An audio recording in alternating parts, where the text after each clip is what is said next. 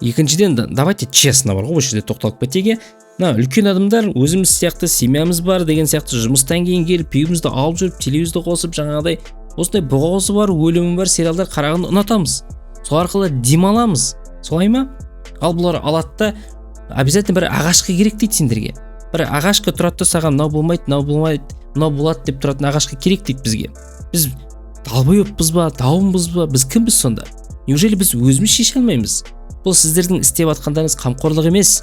Бұл сіздің істеп атқандарыңыз неуважение бізге. Сіздер бізді өте төмен адам санап тұрғандарыңыз.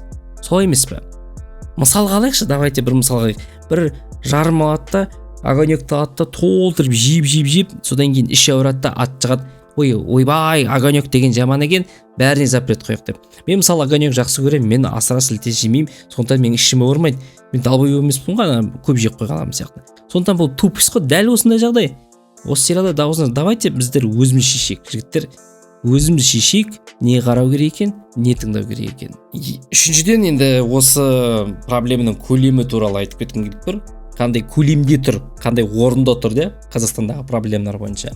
Бізде күн сайын бағалар өсіп жатыр, жолдың сапасы төмен, медицина бар, білім саласы бар.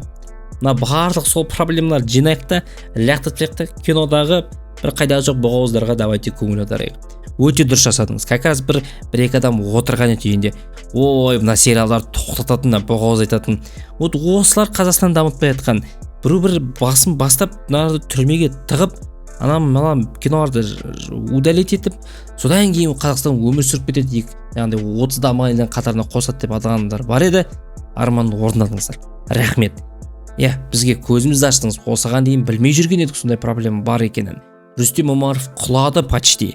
Молодцы. Давайте енді басқаларын да қатырайық, басқаларын да жабайық, тоқтатайық. Жалпы искусство деген керек емес нәрсе. Лучше жұмыс жасасын да. Жалпы жағдай күлкілі жағдай. Қарап қараңыздар. Настолько кейбір адамдар жай адамдардың, яғни әкім емес, депутат емес, қандай жағдайда өмір сүріп жатқандарын, оларда қандай проблема бар екенін тіптен білмейді.